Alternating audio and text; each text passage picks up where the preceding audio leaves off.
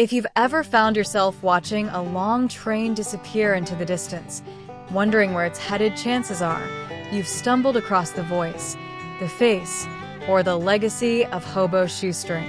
For those unfamiliar, Mark Nichols, known to thousands online as Hobo Shoestring, was a modern-day rail rider who lived a life few could imagine, and even fewer dared to chase.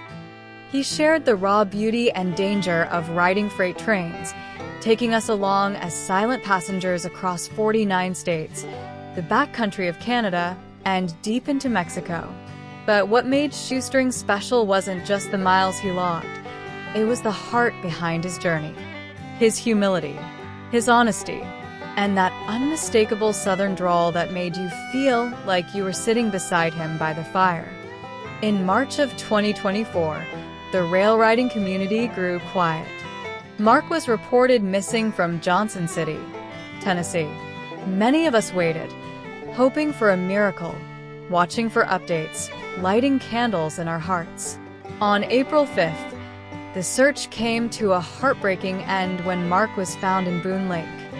It's difficult to describe the loss. Mark wasn't just a YouTuber or a rail rider.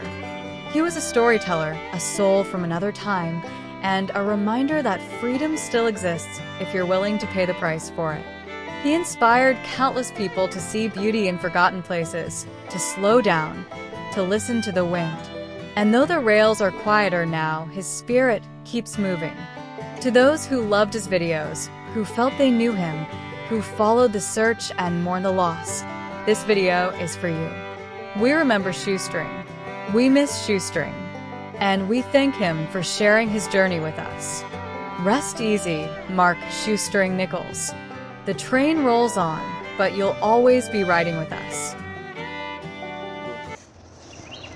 So, I got on the phone, dialed 911.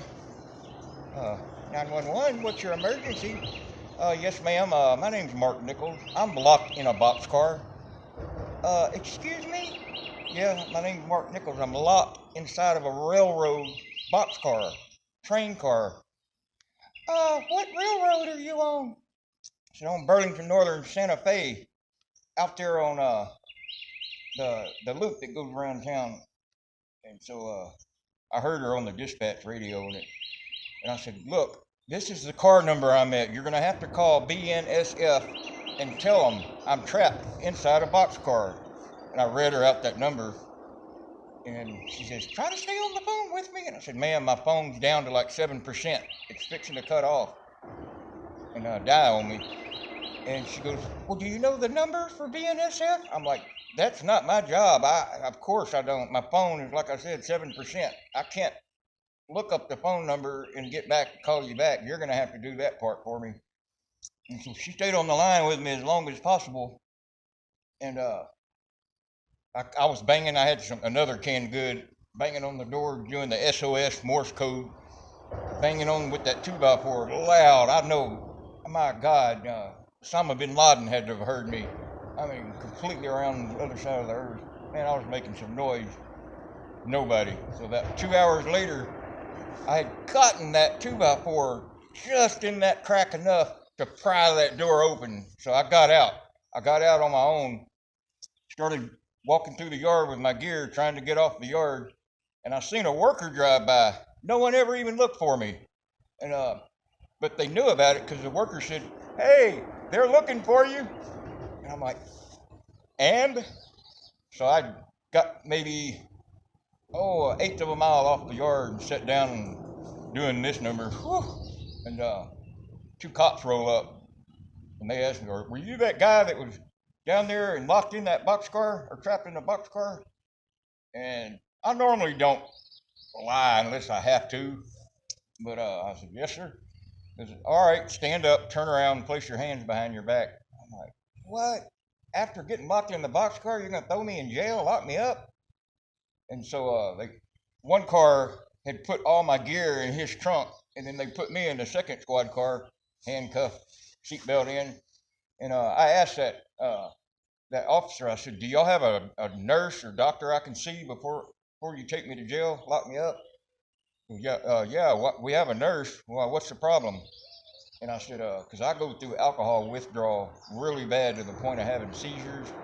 And he got on the radio right outside the jail and said, "Are you sure we want this guy in our jail? He's got a plethora of medical problems."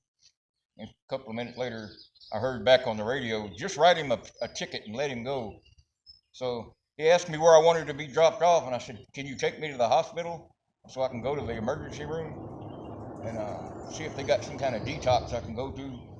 And that's what happened. I went straight into, he dropped me off at the ER, and I went straight into the ER, and they admitted me 4 or 5 days, and gave me an IV, gave me a banana bag, and a bunch of vitamins, and some Librium or Ativan for the shakes.